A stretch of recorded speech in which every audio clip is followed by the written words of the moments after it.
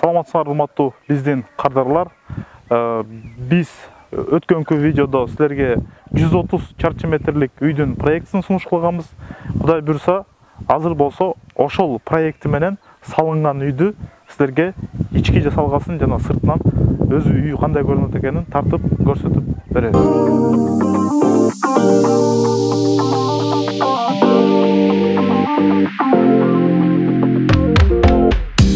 Үйгө кире баштаганда эле өзүңүздөр көргөндөй чакан террасасы бар. Террасанын болсо стойкаларын жана чатырын болсо биз вагонка менен мындайча айтканда кооздогонбуз. Андан кийин болсо түз үйдүн өзүнө кирип кетсек болот. Мынакей биз үйдүн эң негизги бөлүгүнө киргенде чакан тамбур турат. Бул жерге бут чечип койсо болот. Жана ушул жерден үйгө, основной үйгө кирип кетебиз да. Бир дегенде эле бияктан санузулга кирип кетсек болот. Мынакей санузулга кирип көрсөтсөк болот. Бул жерден санузул атайын кенен. Бул жерде душевая кабинасы бар, кол жуучу раковинасы бар. Жана бул жерде болсо унитаз турат да. Ошондой эле кир жуучу машинада баткан и кенен аристон баткан. Бир үй бүлөгө толук кандуу жетиштүү санузул. Андан кийин ушул эле тамбурда электрощит турат. Мындайча айтканда коробка автомат. Ушул жерден бүт, могул жерден потолоктон көрсөңүздөр болот. Бүт точкалардын баары келип туруп ушул жерге чогулган. Эми эң негизги үйгө бисмилла деп эшикти ачып кирип кетсек болот. Биз тамбурдан киргенде холго киребиз. Хол өзү чакан. Жана ушул холдон экинчи этажга көтөрүлүп кетсек болот. Же болбосо кухняга же залга кирсек болот. Азыр биз кухняга кирип көрөлү. Биз азыр мынакей биз кухня бөлүмүнө кирдик. Кухня бөлүмүндө кенен мындайча айтканда кыргыздарды айтмакчы уголок деп коебуз го, ошондой атайын чай ичүүчү стол турат. Жана ошондой эле бул жак бетин көрсөңүздөр кухонный стенка турат. Үй бүлөгө кенен жетиштүү кухня. Холдон азыр чоң залга кирдик. Өзүңүздөр көргөндөй биз клиентке кардарга мондай болгон гипсокартон чапталган бойдон тапшырып бергенбиз. Мынакей электромонтаж гипсокартон көрүнүп турат. Азыркы учурда кардарыбыз бул үйдөн биз күзүндө тапшырып бергенбиз. Кадимкидей эле кышыбой жашап, кыштан чыгышты.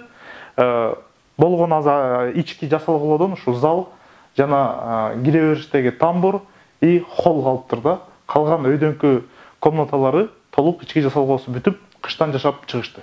Биз эми азыр холдон экинчи этажга көтөрүлүп кетсек болот.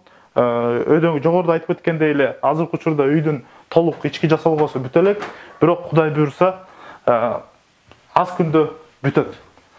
Өзүңүздөр көргөндөй биз лестница менен көтөрүлдүк. Лестницанын сырткы жасалгылоосу гана калган. Биз кардарыбызга лестницанын каркасын, темир каркасын жасап бергенбиз.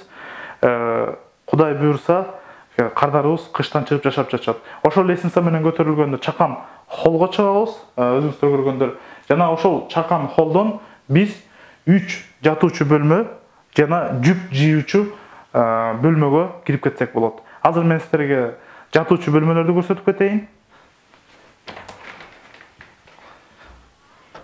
Мынакей биз азыр балдар жатуучу бөлүмүнөн кирдик.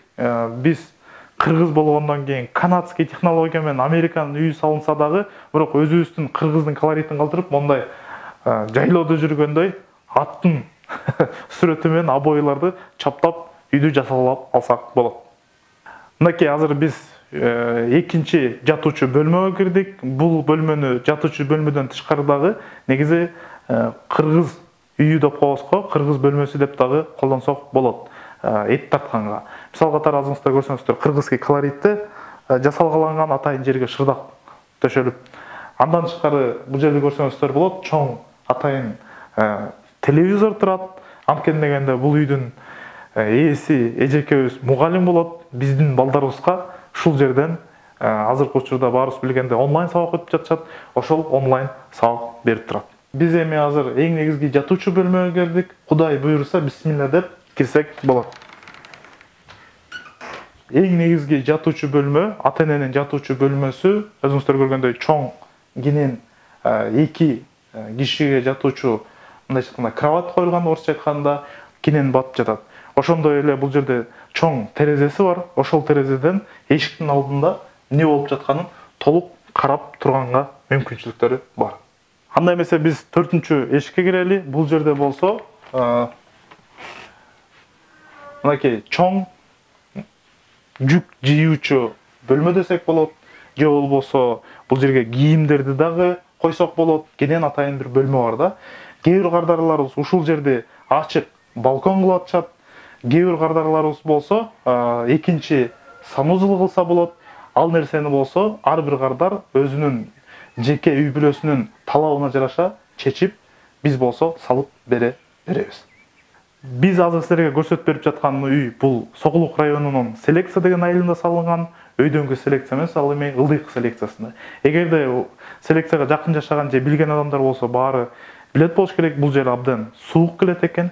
Ошол себептен баарыбызды кызыктырган суроо бул жылытуу системасы.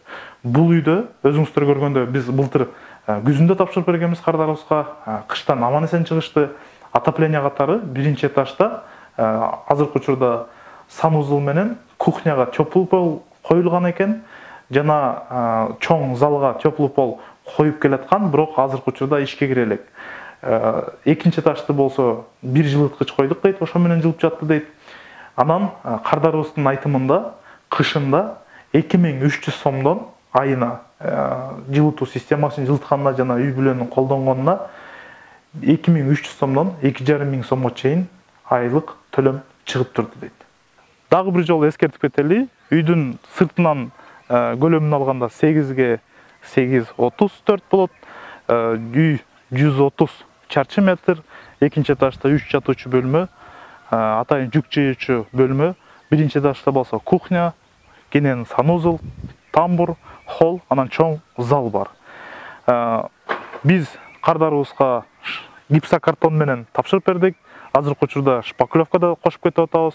Өзүңүздөр видеодон көрсөңүздөр болот. Сырткы бетине, үйдүн сырткы фасадына деп коебузго, атайын хауберг деген материал менен мягкий фасад деп коебуз. Ушундай материал колдонулган. Жана крышага дагы, чатырга дагы мягкий кровля колдонулган. Ошол деңгээлге чейин 2 айдын ичинде азыркы учурда кардарларыбызга 2 миллион сомдун тегерегинде каражат сарпталып жатат. Ар бир кардардын өзүнүн каалоосуна жараша сумма кичине өйдө кичине ылдый болуп турушу мүмкүн.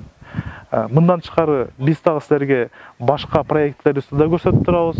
Жана ошол проекттер салынгандарын да көрсөтүп турабыз. Ошол себептен биздин каналга жазылып, ылдый жакта комментарий калтырып суроолоруңуз болсо, же болбосо биздин видеолорду карап туруңуз.